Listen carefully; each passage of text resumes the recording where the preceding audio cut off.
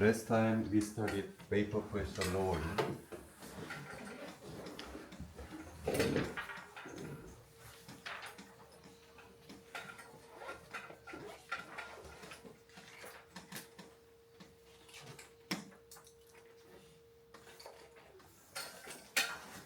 Consider pure solvent and the vapor pressure of pure solvent is T10. But when the solute is dissolved, some of the solvent is replaced by solute molecule. So the solvent molecule which would otherwise escape to vapor are replaced by solute molecule which are non-volatile. So vapor pressure are lowered to P1. According to Rao, the vapor pressure of solution is proportional to X1 and the proportionality constant is equal to P10. This is the Rao's law. So vapor pressure is lower when the solute is dissolved. So due to vapor pressure lowering, we observe boiling point elevation. So today we are going to calculate the boiling point elevation.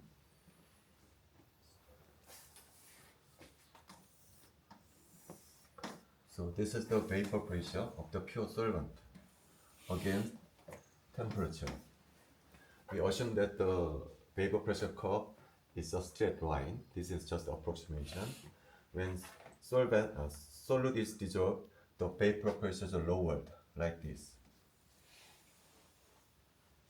So vapor pressure is lowered by delta P1. And the boiling point is defined as the temperature at the vapor pressure is 1 atmosphere. This is the boiling point of pure solvent. But the solute is dissolved, vapor pressure is lower. So this is the vapor pressure curve of the solution. So the boiling point is shifted to the right. TB prime is the boiling point of the solution. So we observe boiling point elevation. So we are going to calculate boiling point elevation, delta TB. This is delta TB. So today we are going to calculate delta TB. To calculate delta TB, we are going to make assumption two assumptions.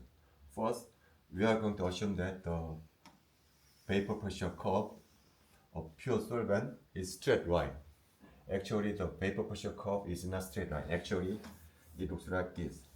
Actually, vapor pressure curve is curved, which is in a constant slope. But we are going to assume that this curve is straight line with constant slope. This is the first assumption. And second assumption is that when the vapor pressure is lower, the slope does not change. Same slope. This is the two assumptions to calculate delta TB. So, in this diagram,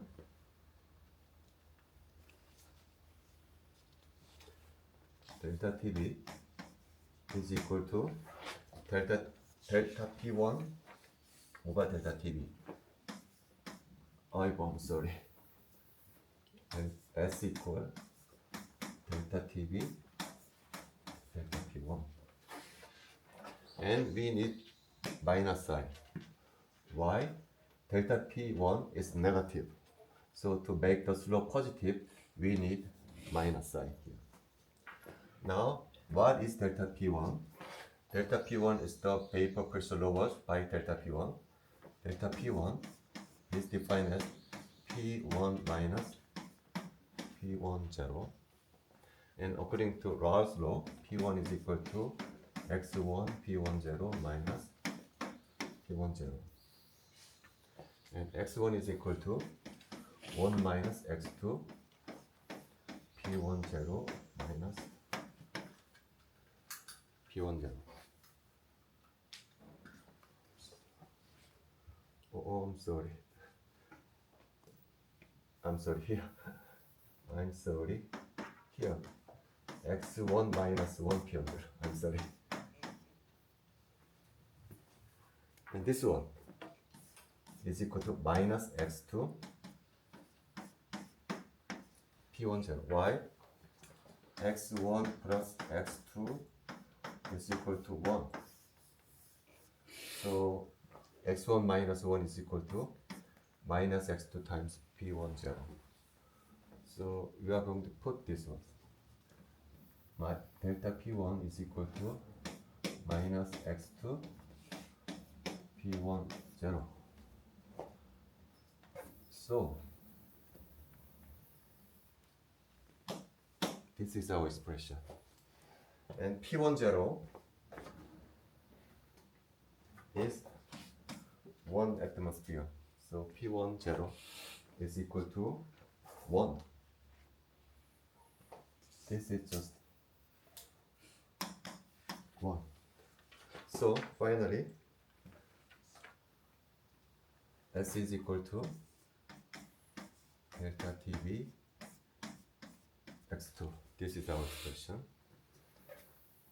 And we are going to rearrange this equation. Delta TV equal to x2 over S. And x2 is the mole fraction of x2, molecule 2. So 1 over S and N2 over N1 plus N2. And N1 represents the number of moles of solvent. N2 is the number of moles of solute. In generally, number of moles of solvent is much larger than the number of moles of solute generally. So this one is approximately equal to N1 because N1 is much larger than N2. So this is our expression.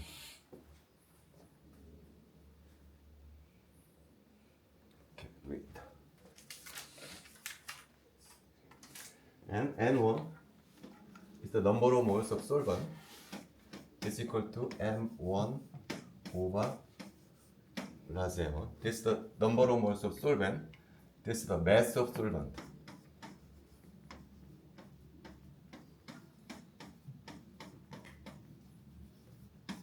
This is the molecular mass of solvent. Molecular weight of solvent.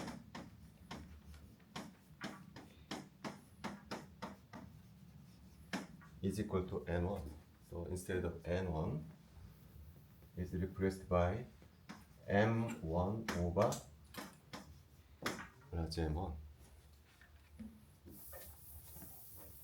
And I'm going to multiply M1 on denominator and numerator. So this one cancelled.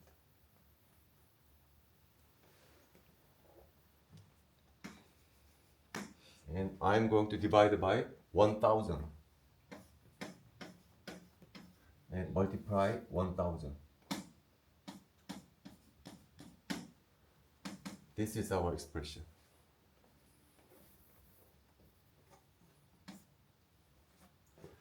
So temperature boiling point elevation composed of two parts. This one and this one. And first part depends on type of solvent.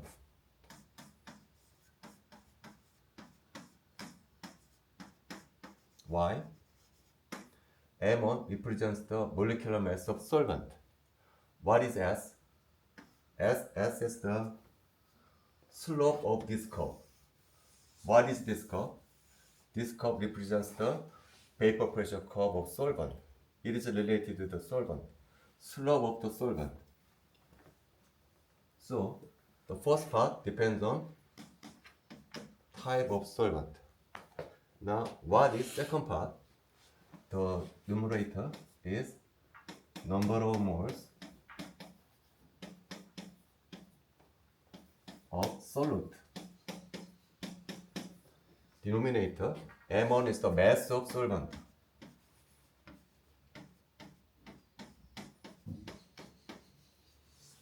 And the unit of mass solvent is gram, and it is divided by 1000. So the m1 over 1000 is the mass of solvent of unit is kilogram. Then what is the second part? This is the molarity.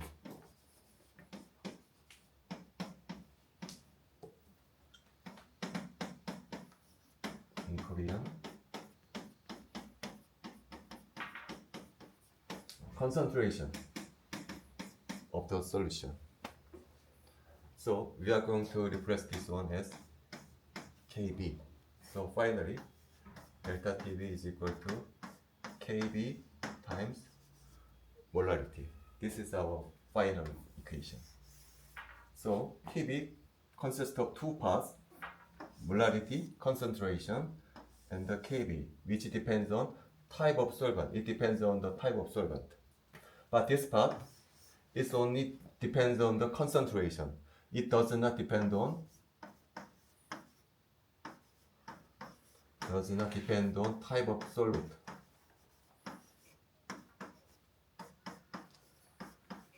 Type of solvent.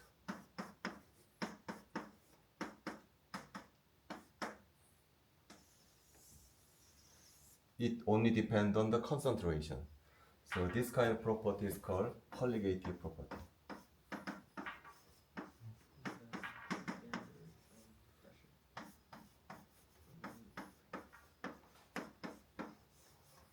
This is our final result. So similarly, this is the boiling point elevation. Similarly, we can derive freezing point depression. Similarly, we can derive freezing point depression text analogous form. We take Kf times molar text analogous form, but we have negative sign because freezing point depression temperature is lowered, so we need negative sign. Anyway, freezing point depression depends on the molarity concentration. So scientists test this expression. By measuring the freezing point of the water. So this is the freezing point of water. This is the concentration of the solution. They dissolve, this is water. They dissolve acetic acid and measure the freezing point of water solution. Their result looks like this. The data trace on straight line. So this data fairly satisfy this equation. But this is the result for CH3COOH, but for NaCl, their result looks like this. This is CH3Cl. For NaCl, the result looks like this.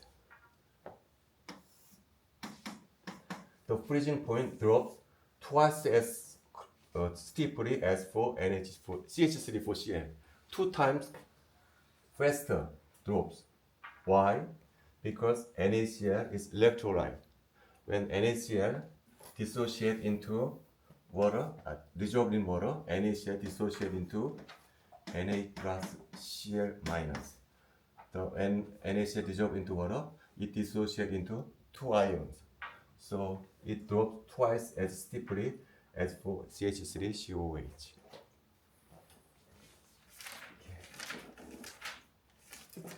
Let's move on osmotic pressure.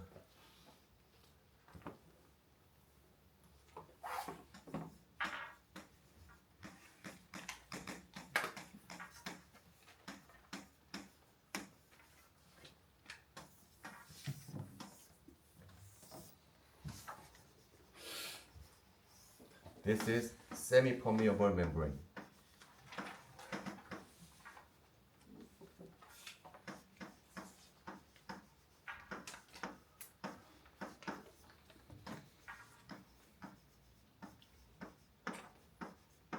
and solute is dissolved inside semi-permeable membrane, and solvent flows in outside the semi-permeable membrane, because semi-permeable membrane allows solvent flows in, but not allows solute flows in. So solvent flows in to reduce the concentration difference. So this flows cause the water level rise. So when we measure the height of the water level, we can measure the osmotic pressure. Osmotic pressure measured to be pi rho GH, same as Torricelli's experiment. To measure height of the water level up, we can measure the osmotic pressure. And according to Van 't Hoff,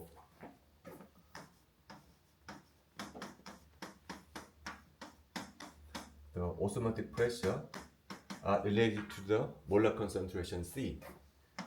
So satisfy following equations. This is the molar concentration, which is equal to N over V. V is the volume of the solution, N is the number of moles of solute. So when we arrange this equation, it looks like this. Pi V equal nRT. You may notice that this osmotic pressure equation strikingly similar to ideal gas equation.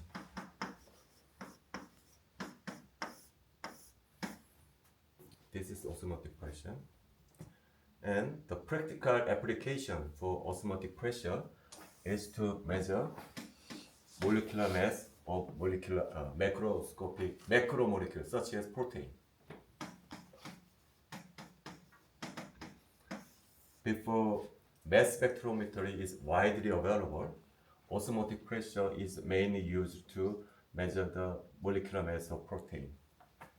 Now,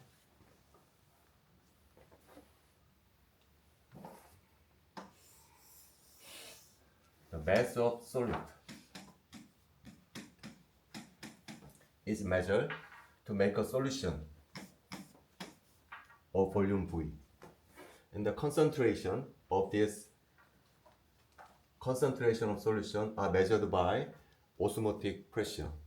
As I said before, the equation for osmotic pressure looks like this. So when you measure osmotic pressure, volume is given. So we can determine the number of moles using osmotic pressure experiment. And M is the number of moles of solute is equal to M over plus M. M is the mass of solute.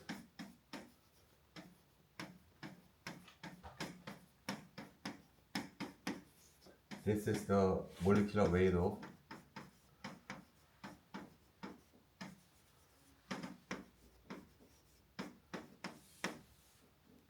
solute. So initially we measure the mass of solute. So given number of moles, we can determine molecular mass of the protein. In this way, we can determine the molecular weight of the protein using osmotic pressure. This is commonly used method to obtain molecular mass of protein. Okay, now let's move on to Henry's law.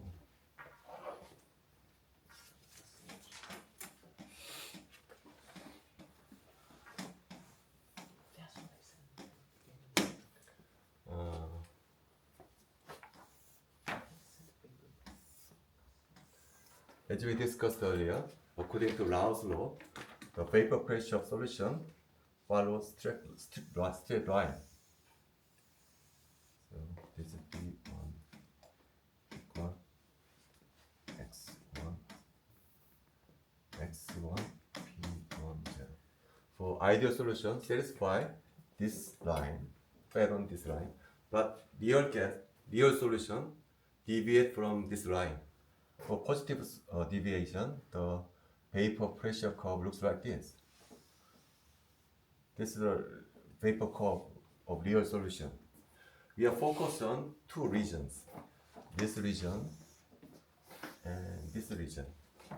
This region corresponds to x1 is close to 1. This region corresponds to x1 is close to 0. For this region, the vapor pressure curve satisfies this equation. This is Rao's law.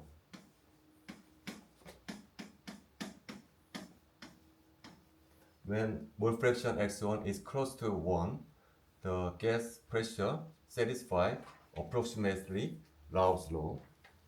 But when the x1 is close to 0, still they follow straight line. Right?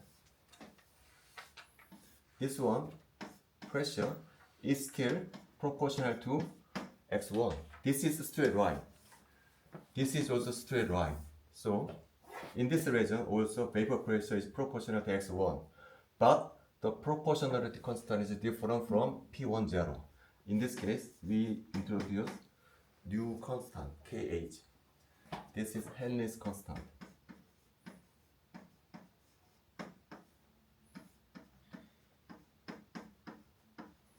So, both region, vapor pressure are proportional to x1. In this region, vapor pressure is proportional to x1. In this region also, vapor pressure is proportional to x1. But difference is that proportionality constant is different.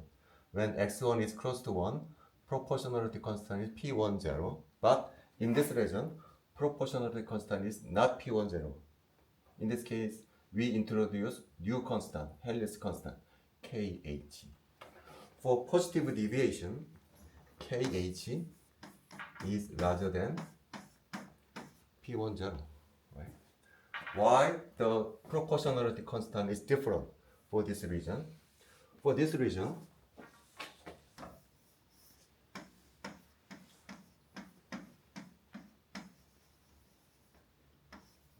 the environment of this molecule are surrounded by same molecule because mole fraction is close to 1.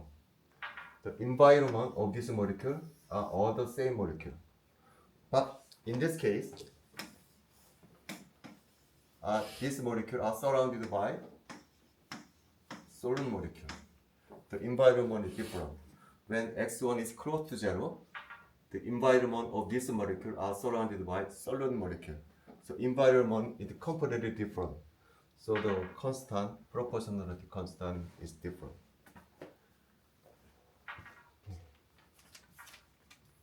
Now let's move on to distillation.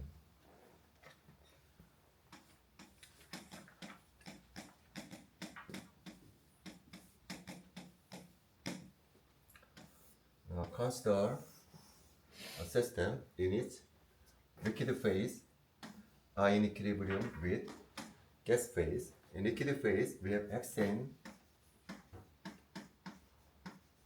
and heptane. I call heptane molecule is one molecule. Heptane is called molecule 2.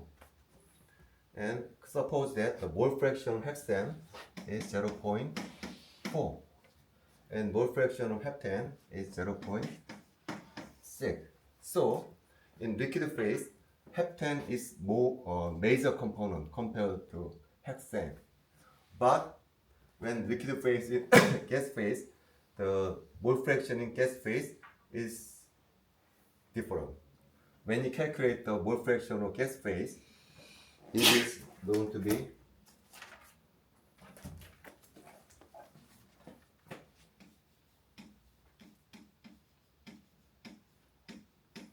mole fraction for hexane is equal to 0.688.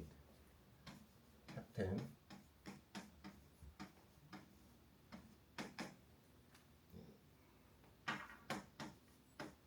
different.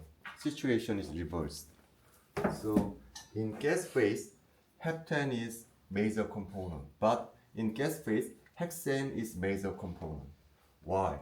Because as you know, hexane is smaller molecule. heptane is large molecule. So intermolecular force between hexane is small compared to the intermolecular force between heptane. So hexane evaporates more readily compared to heptane. So in the gas phase, hexane is major component because hexane more easily evaporate compared to the heptane because size is small. So it is different. Now, how to calculate this mole fraction? So I'm going to use Raoult's law. So vapor pressure of hexane P1 is equal to X1 P1 0. Vapor pressure of heptane is equal to X2 P2 0. X1 is the mole fraction of hexane in liquid phase. X2 refers to the mole fraction of heptane in liquid phase. P1 0 is the vapor pressure of pure hexane. P2 0 is the vapor pressure of pure heptane. So this one is calculated to be, and P1 0 is known to be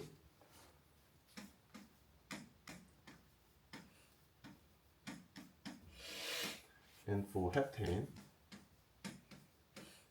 the vapor pressure of pure heptane is known to be 0.06 atm. So as you can see, when you compare the vapor pressure of pure solvent, pure vapor pressure of hexane is much more larger than the vapor pressure of heptane because hepsan is more readily vaporized. So this one is larger than heptane. Right? So when you calculate this vapor pressure, it is 0.0792. 663. Then how to calculate the mole fraction of hexane? The mole fraction of hexane in gas phase is designated as Y1. X represents the mole fraction in liquid phase. Y refers to the mole fraction in gas phase of hexane. So we are going to apply Dalton's partial pressure law. This one is equal to total pressure. This is the partial pressure of gas phase 1. Total pressure is the sum of this pressure.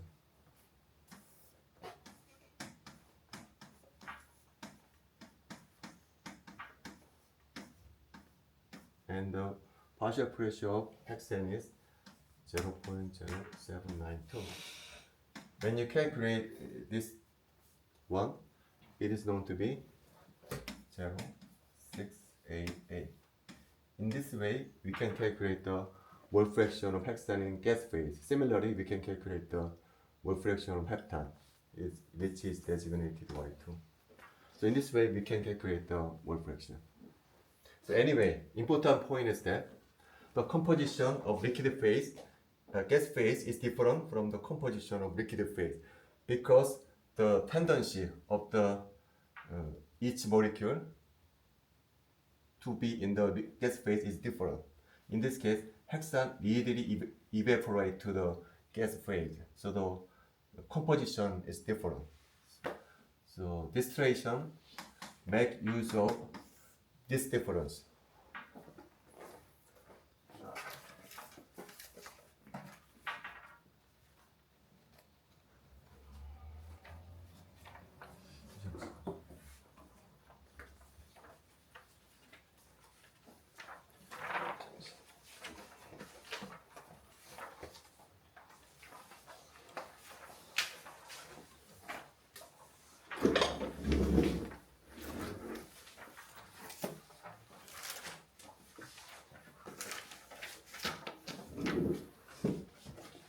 Now consider this system.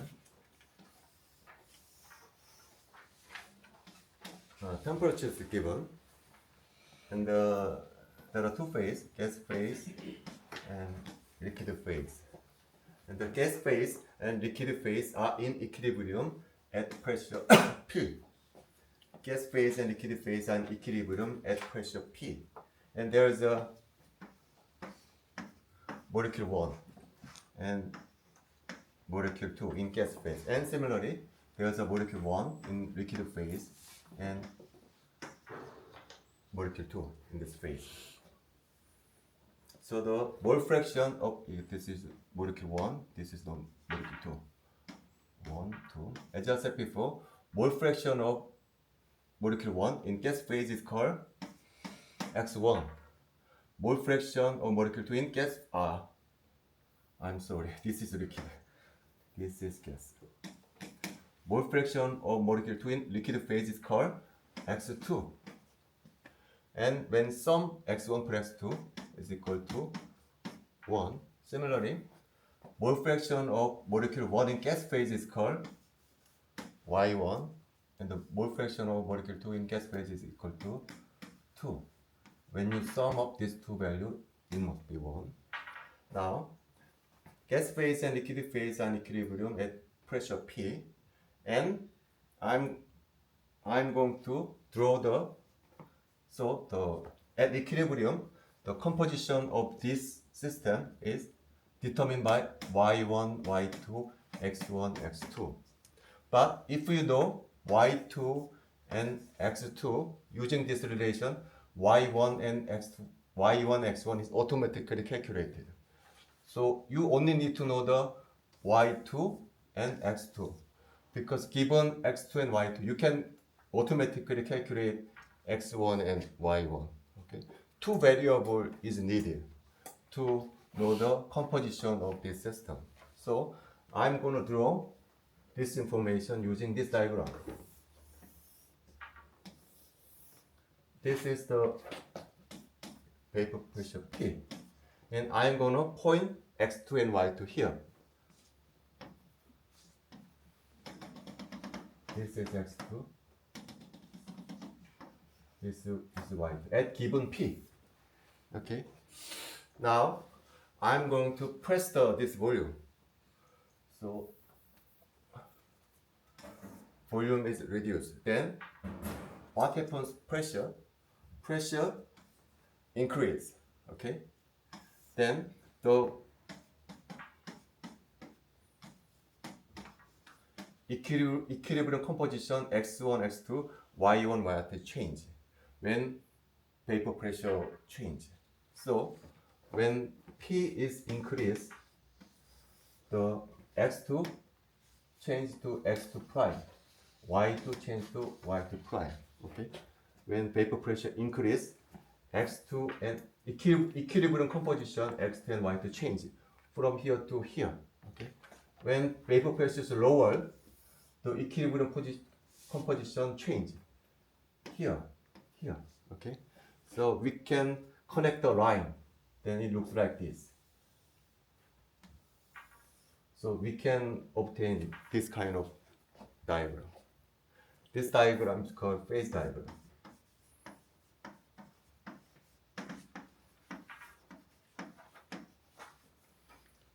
So this one related to X2.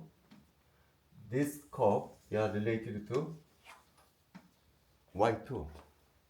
So this curve, mathematical of this curve is Px2. Mathematical form of this curve is Py2. Because y-axis represents the pressure. And this one are related to X2. This curve are related to Y2. So mathematical form of this curve are Px2. Mathematical form of this curve is Py2. So now we are going to derive these two functions. Now, before we derive these two functions, first I'm going to define mole fraction here. Please see this handout.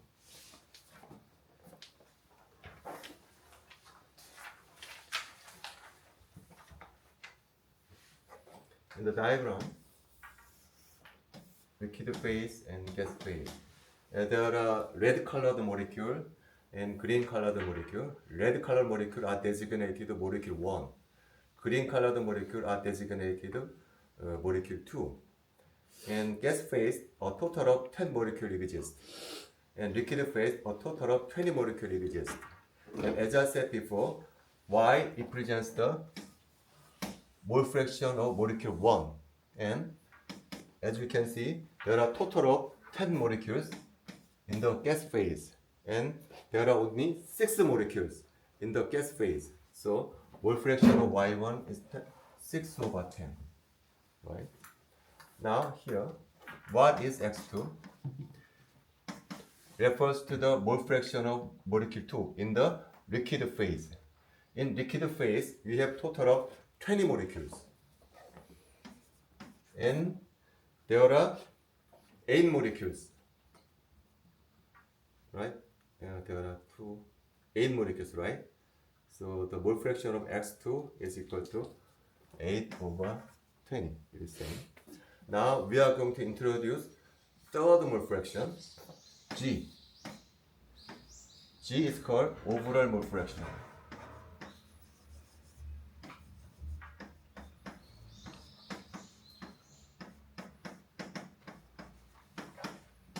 Overall mole fraction refers to the, does not depend on the phase.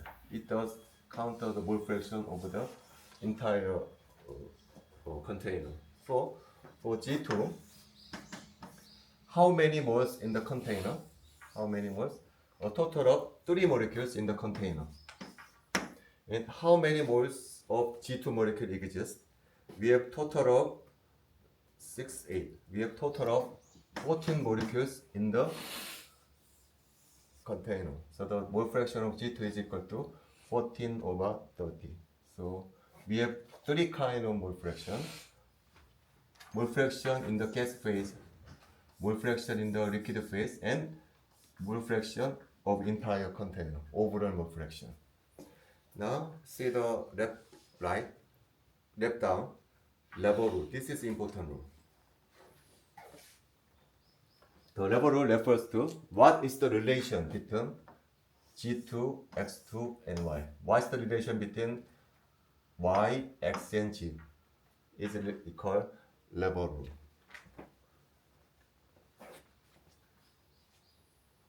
Now,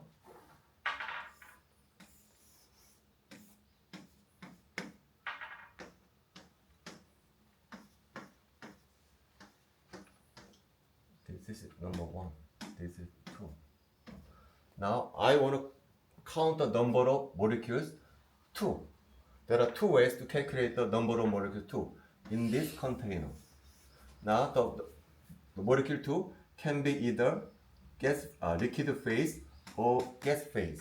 Now, how many moles in the liquid phase how many molecule 2 in the liquid phase? It is NL X2. NL is the number of moles of liquid phase. This is the mole fraction of liquid phase. So this one is the number of moles in the liquid phase. Then how many moles of molecule 2 in the gas phase? It is equal to Ng Y2. When you sum these two terms, we can calculate the number of moles in the entire system. Then it is equal to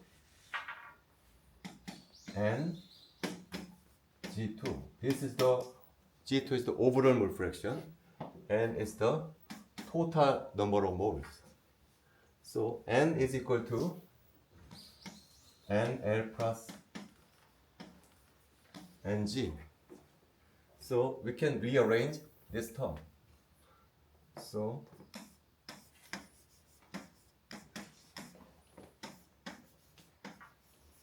for NL term X2, NL term minus G2. For NG term, this one is right. This equation is called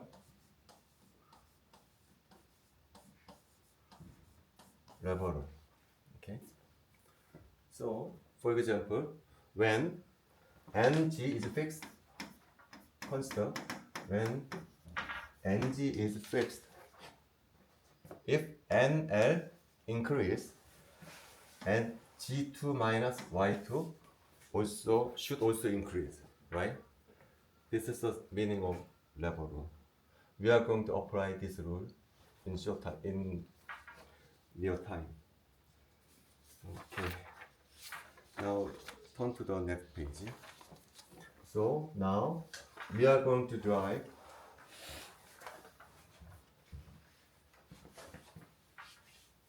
these two curves, which is the vapor pressure as a function of x2 and the vapor pressure as a function of y. First, why I am going to derive vapor pressure as a function of x2.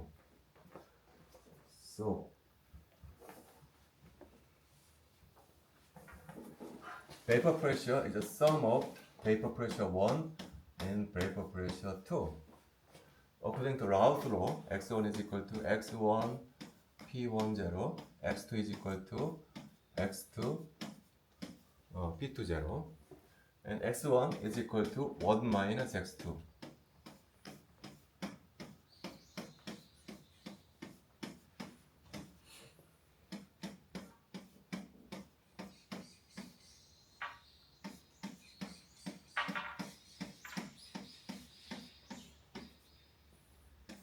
This is a expression for vapor pressure P. I express vapor pressure as a function of x2. So as you can see, vapor pressure is a linear function of x2. So when I draw this function, when x2 equals 0, the vapor pressure is P10. When x equals 0, what is x equal 1? It must be 1. Right? So in this point, the pure solvent 1. So vapor pressure is P10. What happens to x2 equal 1? When x2 equal 1, this one is cancelled. So the vapor pressure is P20. This is P20. So when x2 equals 0, this is a pure molecule 2. So vapor pressure P20. And as you can see, this expression is a linear line. So it's just connect the two lines. So this is the function of this one. Okay. So in this diagram, P10 is larger than P20. What does this mean? That in this diagram, molecule 1 evaporate more readily than molecule 2. Right? In this case, P10, vapor pressure P1 is larger than the vapor pressure P2. It means that molecule 1 vapor more readily, more easily vapor compared to P2. Another way of saying that is that P1 has greater tendency to become a vapor state, gas state. Okay, now we are going to draw second curve. This is the Px2. And now we are going to derive Py2. This function. This function is the independent variable is y2. This is a function of x2. Now we are going to derive same function as a function of y2. Okay, y2 according to Dalton's partial pressure law, P2 over P. According to Rao's law, this is x2 P20. Page same as this one.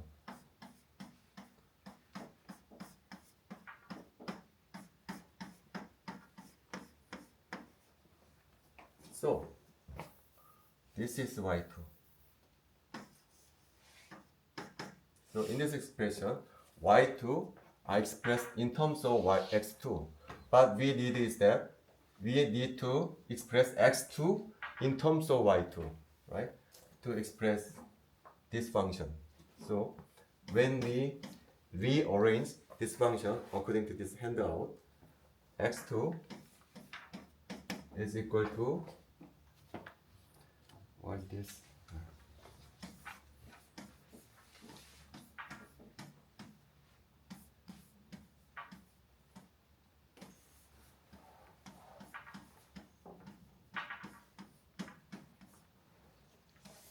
This is the result. Using this expression, we can arrange this expression. In this expression, y2 can be expressed in terms of y2. So this one I replaced, substitute for x2. So in this way, we can express vapor pressure as a function of y2. So when you draw this function, it looks like this. So anyway, we can obtain two functional form of this curve. Now important point is now how to read this graph. This is important.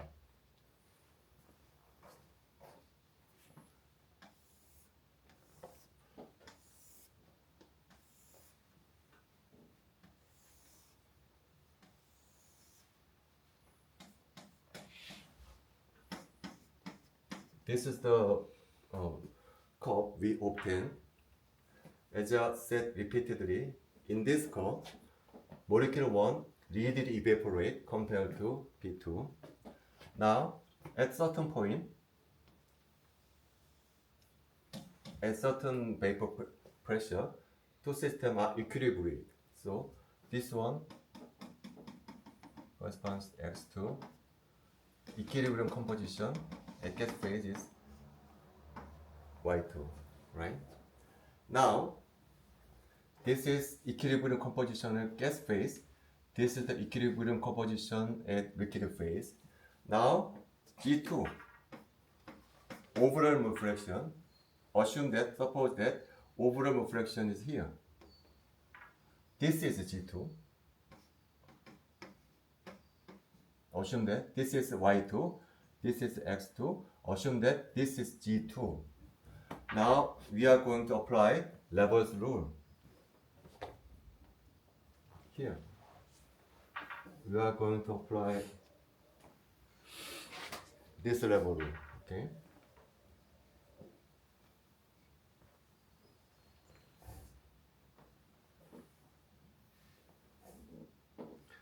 According to level rule,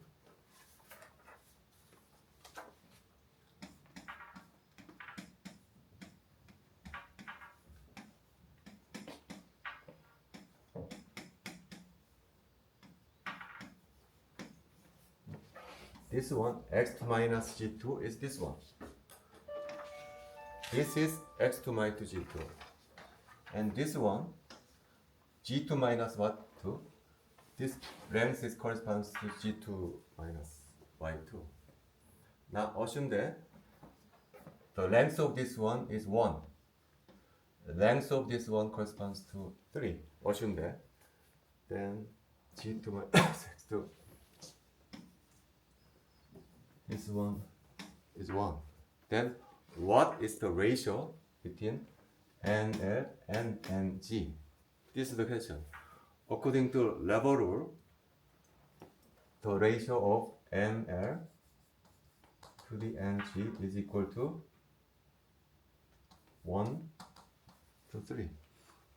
According to Lever's rule. So in this case, gas phase is dominant species. Right? When the length of this one is 1, length of this segment is a 3, in this case, gas phase is dominant species than liquid phase, right? Now, what happens when I increase the pressure? When I increase the pressure, the equilibrium composition change. Now, gas composition change from here to here. Liquid composition change from to here. Right? Equilibrium composition of liquid and gas change from here to here, from here to here. What happens to overall mole fraction? When increase the pressure, what happens to G2? This G2 does not change. Right? Why? this is overall reflection. This is just the container. There are no molecule change. It does not depend on the gas phase. So the overall reflection inside the composition of the molecule does not change, even if pressure change. So this does not change. So this is still G2. But Y2 and X2 change. So length change, right? In this case, this length increase, this length shorten. At this pressure, gas phase is dominant species. What happens at this pressure, at P prime? Which species is dominant species? In this case, liquid phase is dominant species. Understand? Because this one is related to the liquid phase species. Now I increase pressure further. So it G2 touch this line. When the system reach the pressure here, when G2 touch this line, what happens? In this case, all the species is liquid. There are no gas phase exist. At this pressure, all the species liquid. No gas phase exists. So this region corresponds to liquid phase. Liquid phase starts from here. Now, when you lower the pressure, what happens? When the pressure lowers and touch this point, all the species become gas phase. So this region corresponds gas phase. How about region between two curves? In this region. In this region, coexist region. This region corresponds to in which the liquid and gas coexist. This region only liquid exists. In this region, only gas phase exists. The region between these two curves, liquid and gas coexist. So this diagram is called a sort of phase diagram.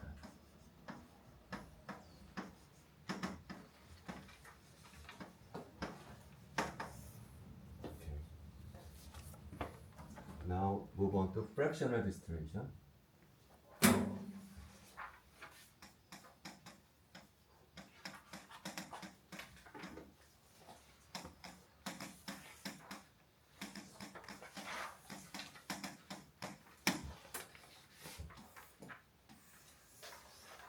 Now this diagram assumes that T is given and the liquid phase and gas phase are equilibrium at pressure P. So when the P is given, we can draw equilibrium composition Y2 and X2. When pressure is changed, equilibrium composition changes. So we can connect the line. We can obtain this curve. This is our result. This is P given. Y-axis represents the pressure, right? But we can draw another diagram.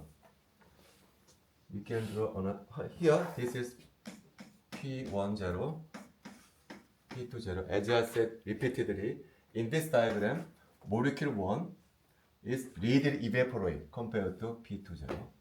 But we can draw another diagram. This diagram, P is given instead of T is given. In this case, Y-axis represents temperature instead of P. Okay. Now tomorrow we are going to draw this phase diagram. So tomorrow you must bring your laptop. Okay. Tomorrow you must bring your laptop tomorrow to draw this diagram. In this diagram, P is given. And in this diagram, Y-axis represents temperature rather than pressure. when you this diagram, the diagram looks like this. In this diagram, when the gas phase and liquid phase and equilibrium temperature T, the composition is displayed as this, X2 and Y2. In this diagram, this point corresponds to boiling point of species 1. This one corresponds to boiling point of species 2. It is reversed, right? Why? In this case, vapor pressure 1 is higher compared to the vapor pressure species 2 because molecule 1 readily evaporized. So boiling point must be lowered compared to the boiling point of molecule 2 because this one is readily evaporized. So boiling point must be small compared to the boiling point 2. So tomorrow we are going to draw this diagram. So we are going to explain fractional distillation using this diagram.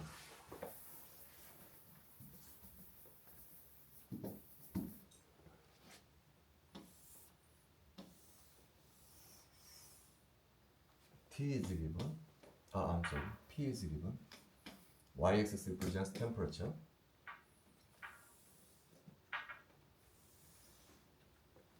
now there's a mixture,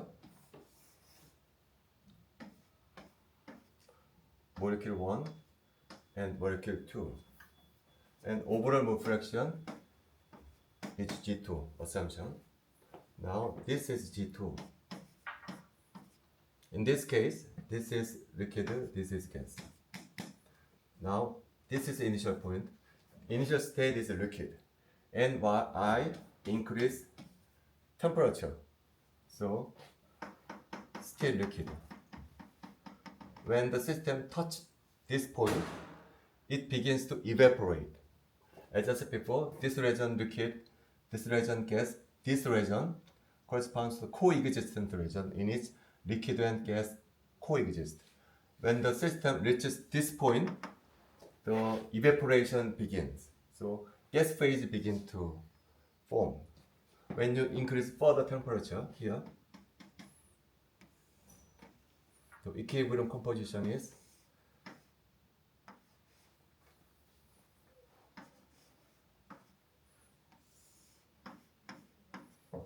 okay. So at this point, we have two separate phases. Now, liquid phase, and we have also gas phase, right? So, molecule 1 in the gas phase, and liquid phase. Molecule 2 also gas phase and liquid phase. The composition of liquid phase is X2. Composition of gas phase is Y2. At this point. Now, important point is that G2, X2 is larger than G2 first, and Y2 is smaller than G2, right? It's clear, right? Why?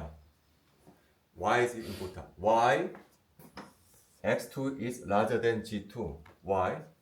Because at this point, the molecule in the liquid state evaporate, right? But molecule 1 evaporate, molecule 2 evaporate. Both of them can evaporate. But the question is, which one evaporate readily? As I said before, molecule 1 evaporate more readily compared to molecule 2.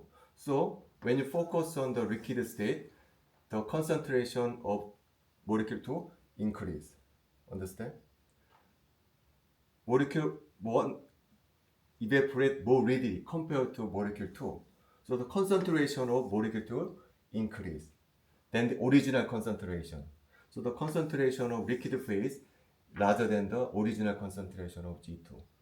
So X2 is larger than G2. Now focus on the liquid phase. In this case, if the speed of the evaporation is equal, when molecule 1 and molecule evaporate at same speed, this one must be same, right? But as I said before, molecule 1 evaporate more readily, more fast compared to molecule 2. So the concentration of Y2 is gets smaller compared to G2. So this one understand? So this is the situation at here. Now I'm going to take only liquid part. I'm going to only take liquid part. Now the concentration of this one, X2 here, and I'm going to increase temperature further. I'm going to increase temperature. Then we obtain another liquid state, another gas state. This is a liquid. I increase the temperature. Then we have also gas phase and liquid phase. So molecule 1 evaporate, molecule 2 also evaporate. But as I said repeatedly, which one evaporate more readily? Same, molecule 1 evaporate more readily. So the concentration of molecule 2 increase further. So the concentration of liquid phase increase further. Understand? So I'm gonna take only liquid again, only this one, and increase the temperature further. Then the concentration of liquid phase follows this line. When you repeat this process, the concentration of liquid part follows this line. So finally, we get pure molecule 2. And the temperature of the system reaches boiling point of molecule 2. Now focus on this gas phase. I'm going to take only gas phase here. Only this is gas phase. Now I'm going to temperature down. Now then what happens? Condensation process begins. Because I'm going to let the temperature down. Condensation process begins. So molecule 1 condense. Both molecule condense too. But the question is, which molecule condense more readily? In this case, molecule 2 condense more readily. So the concentration of gas phase of molecule 2 decrease. Because molecule 2 condense more easily, more readily. So the concentration of gas phase decrease. So the concentration, when you decrease the temperature, the concentration of gas phase from here to here, the concentration decrease. So when you repeat this process, the concentration of gas phase follows this line. So when you repeat the process infinitely, you finally reach this point in which x2 equal 0. It means that x1 equal 1. So at this point you obtain pure molecule 1. The temperature is TB1, boiling point of molecule 1. In this way you can completely separate molecule 1 and molecule 2. So this is the basic principle of fractional distillation. Okay, finally, we have non-ideal solution.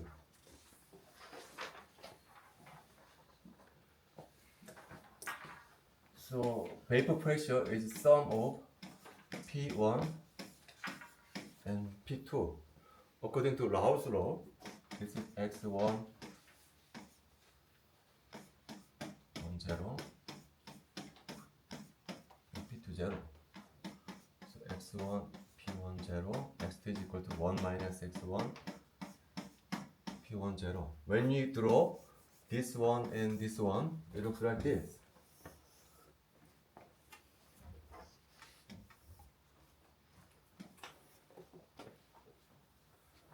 So this one corresponds to this one. This one corresponds to this one. When you add these two lines, the final result is this one. This is the total vapor pressure for ideal solution. But as I said before, real solution deviate from the ideal solution. For positive deviation, the curve looks like this. The curve looks like this. So the total vapor pressure curve looks like this. This is the positive deviation curve. Okay. So we are going to draw the negative deviation curve in the tomorrow. So prepare your laptop tomorrow. Okay. Anyway, so this is the end of chapter 11 solution. Now let's move on to chapter 20 spectroscopy. Okay.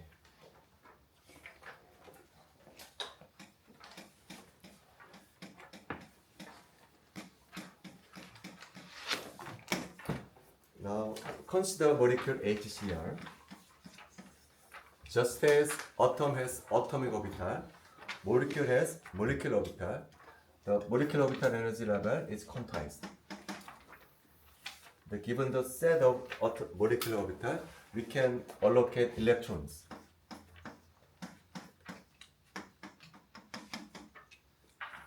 But the key difference between atomic orbital and molecular orbital is that the energy level of molecular orbital depends on the internuclear distance between R.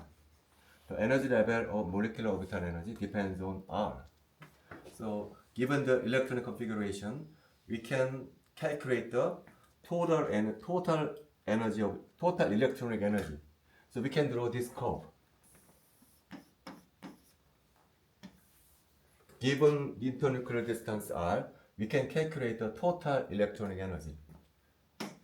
When R changes, the orbital energy changes. So total electronic energy changes. So we can draw another point. In this way, we can calculate the total electronic energy depending on R. So when you connect the line, you obtain this kind of curve. This curve is called potential energy curve.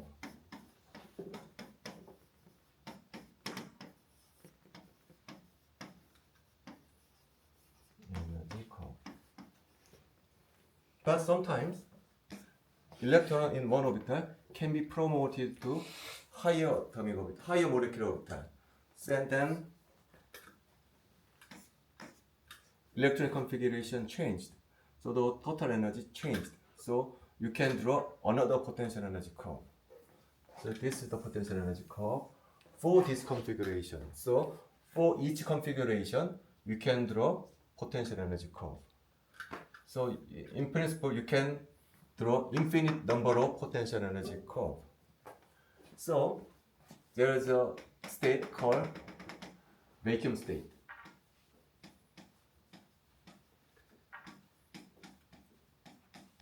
Vacuum state is the state in which electron, when the electron is in the vacuum state, the electrons are free from nucleus. The electron does not feel any attraction from nucleus. So electron is completely removed from the molecule. So when the electron here is promoted to the vacuum state, it means that electrons are removed from the molecule. So the molecule becomes a cation. So with this configuration, we can draw also potential energy curve for this configuration in which electron are completely removed or electron promoted to the vacuum state. So this is actually cation. But in this case, another electron can be promoted to the vacuum state. So we can draw another potential curve for cation. So in principle, we can many cation potential energy curve. So this is the potential energy curve for the molecule. And molecule can undergo vibrational motion. And according to quantum mechanics, the vibrational energy are quantized. And you may recall that vibrational energy may be expressed using this formula. V is the vibrational quantum number. So vibrational energy can be put on the each potential energy curve. on each potential energy curve, we can draw vibrational energy level. On each potential energy curve, we can draw vibrational energy level, and also the molecule can rotate. So molecule can undergo rotational motion. Today we are going to study rotational motion. So on each vibrational level, we can draw quantized rotational level. On each vibrational level. On each vibrational level, we can draw rotational energy level. We are going to study today rotational energy level. Okay. So with this energy level, quantized energy level, we are going to shine light. For example, when we irradiate molecule with IR light, the molecule make a transition from one state to another. Especially when we use IR, it can also make a transition. It can change only vibrational level. So the IR spectroscopy is called vibrational spectroscopy.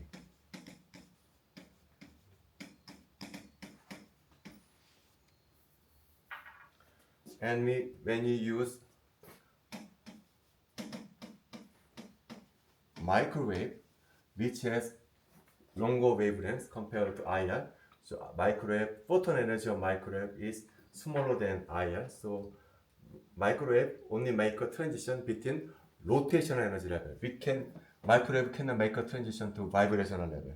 Only rotational transition is allowed.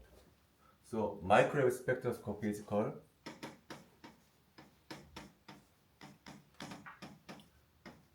rotational spectroscopy. And we use UV visible. UV visible. In this case, electron is promoted to the another orbital. Electron is promoted from occupied orbital to higher orbital. In terms of potential energy diagram, when we use UV visible, the potential energy curve, we can make a transition from one potential energy curve to another potential energy curve. This is UV visible. And we use X-ray, which has shorter wavelengths than UV visible. The electrons promoted to the vacuum state. So electrons are completely removed from the molecule. So in this potential energy diagram, electrons are now make a transition from the neutral state to cation state. This corresponds to X-ray. Neutral state to cation state. Neutral state to neutral state corresponds to UV visible. Finally, when you use radio frequency, which has longer wavelengths than microwave, this spectroscopy turns the proton are composed of hydrogen composed of proton and electron. As you know, electron has a spin. Similarly, proton has also spin. When you use radio frequency, light, spin state of proton change from upspin to downspin. So spectroscopy which use radio frequency is called NMR. This is very, very important spectroscopy we are going to study. Okay. This is a broad overview of spectroscopy we are going to study in chapter 20. So today we are going to study microwave spectroscopy, which are related to rotational motion of the molecules. So let's start from the basics of mechanics. Now first, the molecules are in a linear motion. What is the kinetic energy of the molecule which are in a linear motion? According to physics, the kinetic energy of a molecule in a linear motion is 1/2 mv square. And we can express this energy in terms of linear momentum.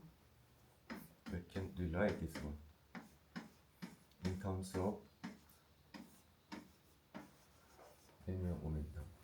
Here, P is the linear momentum.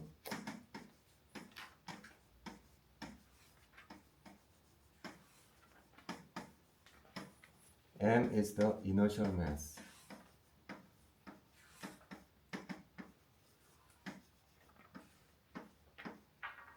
This is a linear motion. Now, what is the kinetic energy of the particles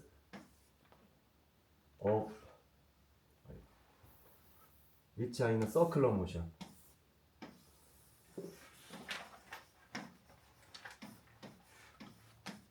When the particles taking a circular motion, what is the kinetic energy of this particle which are in a circular motion?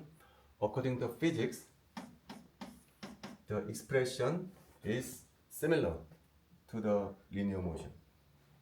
It is equal to this one. Has similar structure. Now J is called angular momentum.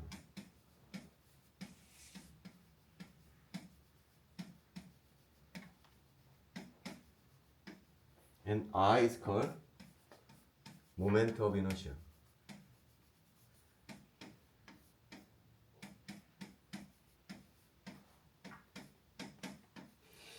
And here, I is defined as mr square. This is the result from basic physics. But what we are interested in is not a single rotating particle. We are interested in is a rotating diatomic molecule. We are interested in a molecule which are rotating. You are not interested in a single particle rotating. We are interested in a molecule, diatomic molecule. So we need this system.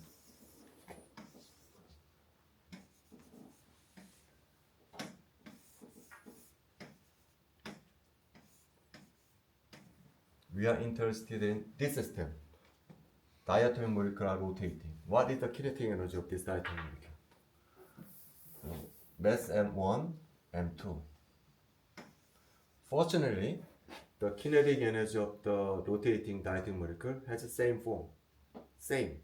Only difference is in that the inertial moment of inertia is different. What changes the moment of inertia? For the diatomic molecule, moment of inertia is defined as M1 R1 square M2 R2 square. Same form. Only difference is that I is defined as this one. But when we use the fact, the center of orientation, the central mass, this is a central mass.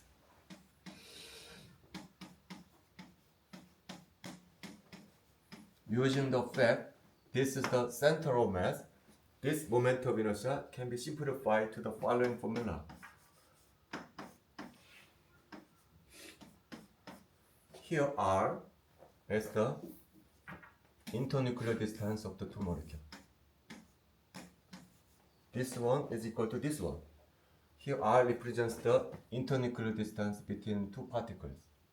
And mu is the called reduced mass, which is defined as this one.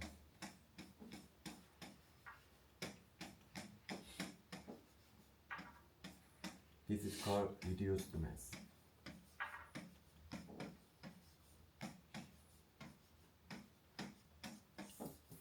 So we usually use this one for our expression.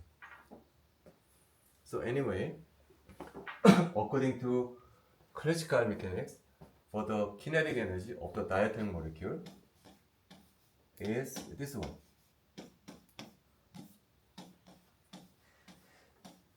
But this is the result of classical mechanics. According to classical mechanics, the magnitude angular momentum is continuous. It takes arbitrarily small value.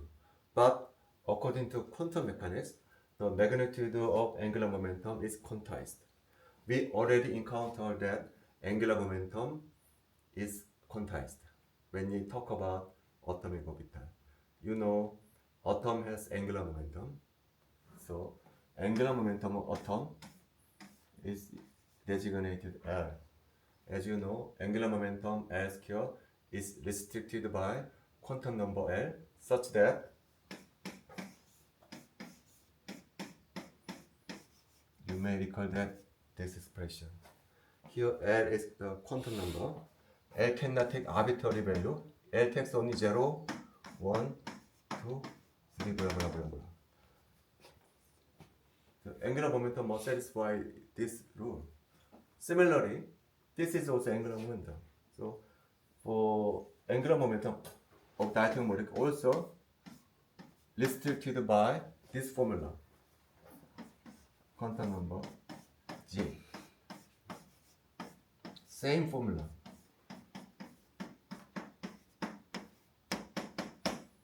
Angular momentum of diatomic molecule are restricted by quantum number J, such that this one. So this one, according to quantum mechanics,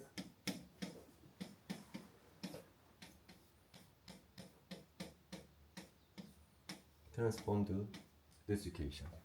So kinetic energy of rotating molecule depends on quantum number J, and J only takes on 0, 1, 2, 3, blah blah blah blah. This is our result.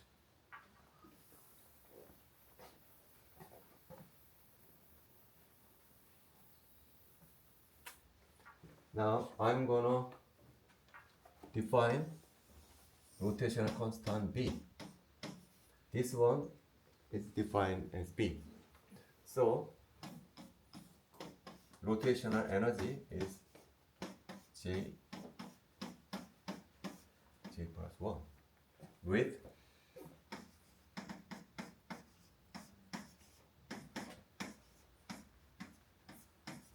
I is equal to mu r scale. This is our result. And J starts with 0. This is our result. B is called rotational constant.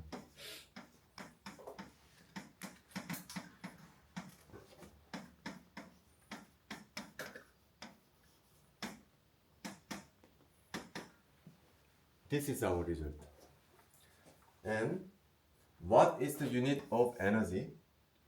The unit of this energy is joule. What is the unit of this one? There are no units because J is just quantum number.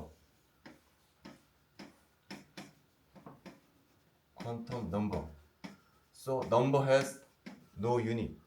So what is the unit of this one? This one has unit of joules. Okay. So unit of this one is joule. Right?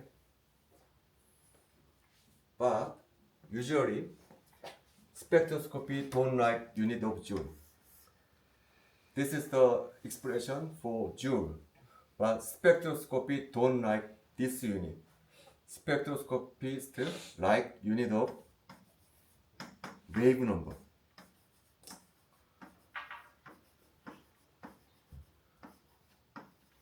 This is the favorite unit for spectroscopists.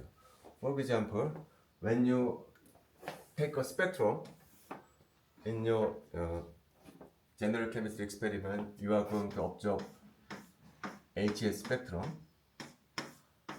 X-axis is not joule. X-axis is not joule. It is wave number. This is the unit. So spectroscopy most likely like this unit, wave number. Wave number is defined as the 1 over lambda. This is the more favorite unit for spectroscopists. How do you convert then joule to wave number? Okay. You already know Einstein's relation. H nu. When you divide by on each side HC,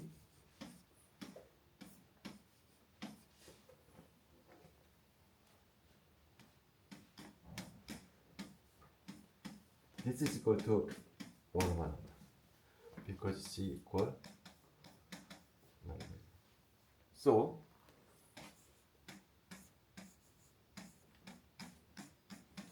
one lambda is equal to nu bar. So this is the wave number. This is a joule. So when you convert the joule to wave number, you only need to divide by hc. So our original equation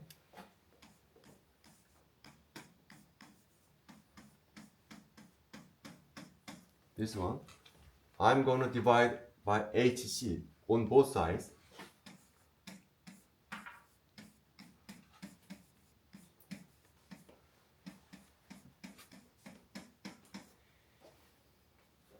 Then this is called E hat. This is called B hat. This expression use unit of joule. This expression use the unit of wave number. Now in this case, what is B hat? B over HC. Now what is B? What is B? B is this one. H bar square over 2 UR square.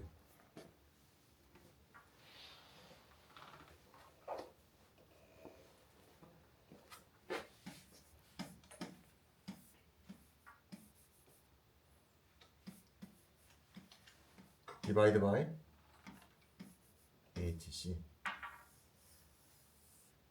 B is different by B bar.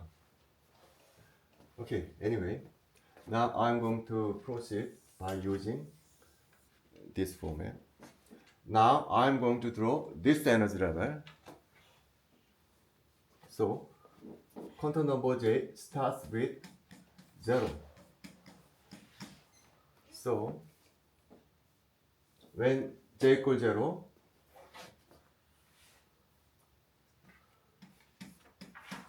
energy is 0. When J equals 1 to 2B. When J equals 2, 3, 6B. When J equals 3, 4, 12B. This is the rotational energy level, right? Now, I'm gonna shine the molecule with microwave. So, when the molecule observes microwave, it makes the transition from one state to another state. But all transitions are not allowed. Only specific transition is allowed. This transition is called, in spectroscopy, there are rules called selection rule. Only specific transition are allowed, which follow selection rule. We already encountered selection rules when we studied atomic orbital. For example, this 1s orbital, 2s orbital, 2p orbital. As I said before, electrons in 1s orbital can only make a transition to only 2p orbital. This transition is not allowed. Only this transition is allowed. And similarly, the electrons in 2p orbital can only make a transition to 3s orbital or 3d orbital. This is allowed transition, but this transition is forbidden. So for sum up, only this transition is allowed.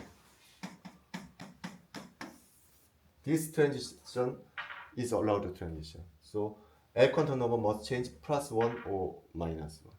So similarly, for our rotational spectroscopy, only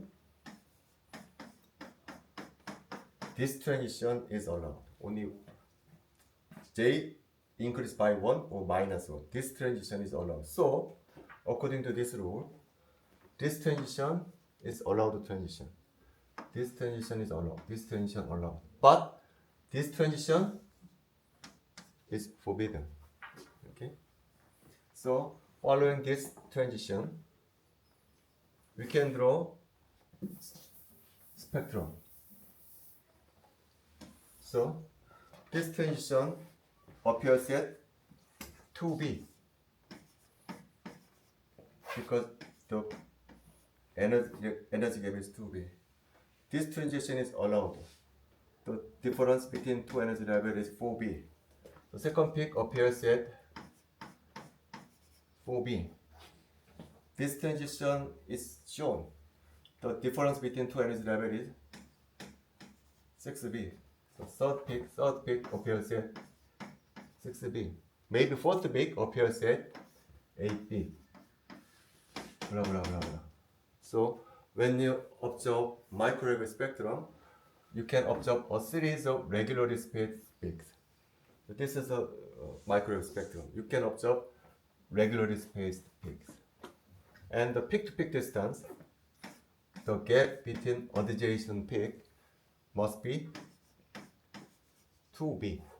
So by observing microwave spectrum, you can determine rotational constant. By measuring microwave spectrum, you can determine rotational constant. But rotational constant is defined to be h bar square 2 mu r square. Right? So, if we know the rotational constant, you can determine r, which is bone distance. So, if we want to determine bone distance r, only if you can is that you observe microwave spectrum. Then you can determine rotational constant, and then you can determine bone distance of the HCl molecule. But all the molecules cannot observe microwave. Many molecules cannot observe microwave. Only molecules which has permanent dipole moment can observe microwave, such as HCl.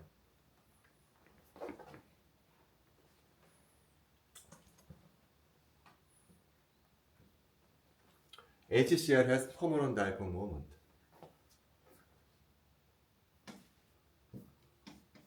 HCl. H has partial positive charge, chloride partial negative charge. When you apply radiation are composed of electric field and magnetic field. Okay, when you apply radiation, the electric field of radiation interacts with dipole moment of the HCl molecule. So when you apply electric field, the H atom, which assumes positive charge, pushes in this direction. But the chloride atom, which carries negative charge, pushes opposite direction. So the molecule has acquired torque. So it has a tendency to rotate. So in this way, the HCl molecule acquires rotation energy. Only if it does have permanent dipole moment. But what happens in this case? H2. In this case, this molecule does not have dipole moment. So in this case, there are no force, even if we apply electric field.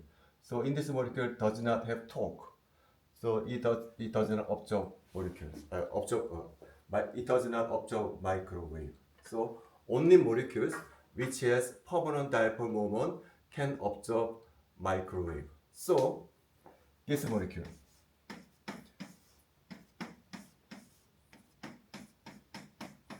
all of this molecule does not have permanent dipole moment.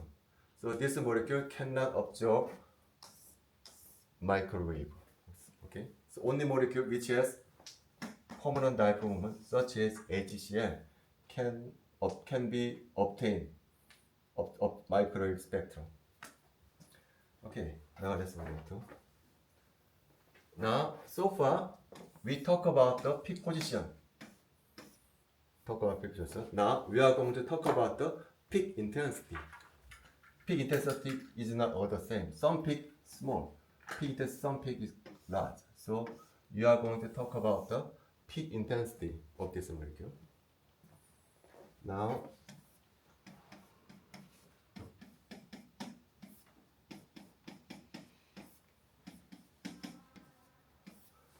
this third peak corresponds to this transition. So, what factor does determine the peak intensity of this transition? This peak corresponds to this one. Peak intensity of this transition are determined how many molecules are populated on this level. If there are no molecules in this level, this peak is not observed. So the peak intensity of this transition is proportional to how many molecules are populated in this level. But how many molecules are populated in this level are determined by two factors.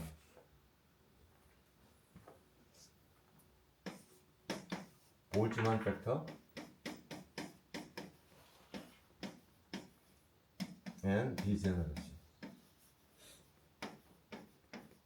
You are familiar with Boltzmann factor and degeneracy. It is also occurred in black-body radiation and Maxwell-Boltzmann distribution. According to Boltzmann, the probability the system molecule has energy E is proportional to e to the minus e over kBt, according to Boltzmann. And here E is equal to Bj for our case. Now, the degeneracy. Actually, in this diagram, this state are triply degenerate. Three states are degenerate. For j equal 2 state, actually this one is 5-fold degenerate. Okay, why? As you know, in atomic orbital,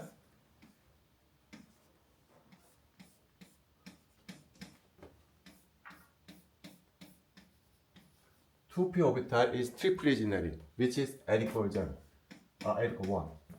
3d orbital 5-fold degenerate. Similarly, the j equal 2 state are 5-fold degenerate. For j equal 1 state, which is similar to p orbital, triply degenerate. So the greater the degeneracy, the more molecules occupy this level.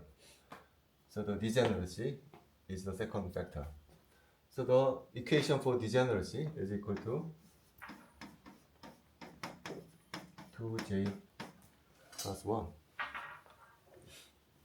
So combining these two factors, the number of population at J level is equal to 2j plus 1 exponential minus b j plus 1 minus kBt. This is our expression.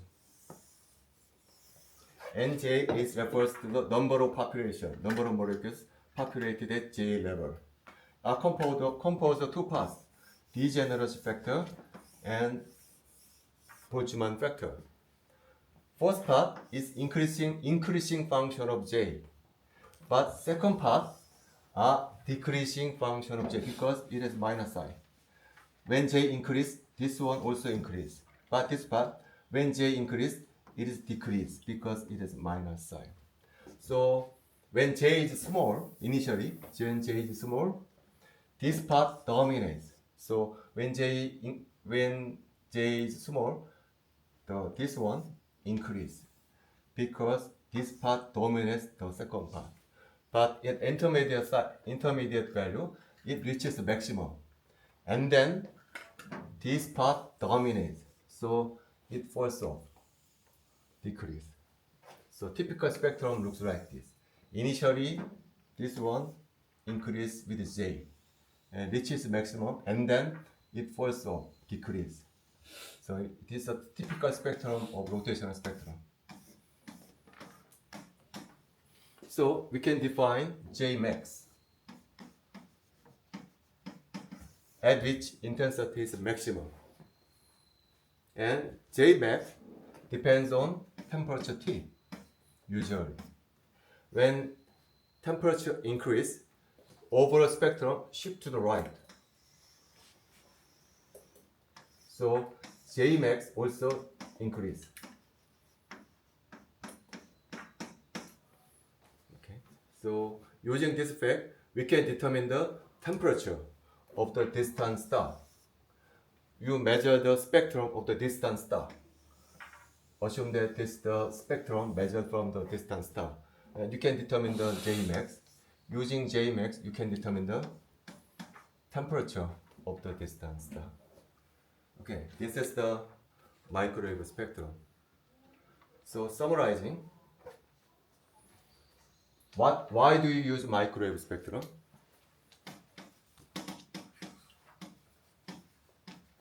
To determine molecular bond length. To determine molecular bond length, we use microwave spectrum. When you measure microwave spectrum, you observe a series of regularly spaced peaks. The peak-to-peak distance is 2b, and using 2b, you can determine R. And second one, all the molecules are not shown in microwave spectrum. Only molecules which has permanent dipole moment can be observed in microwave spectrum. So, this molecule cannot be observed in the microwave spectrum. This is important. And thirdly, the peak intensity are composed of two parts. First one is degeneration factor. Second one is Boltzmann factor. This is a summary for microwave spectrum. And next time, we are going to study IR spectroscopy. Next week, tomorrow, you must bring laptop to draw phase diagram or fractional distillation. Okay, see you tomorrow.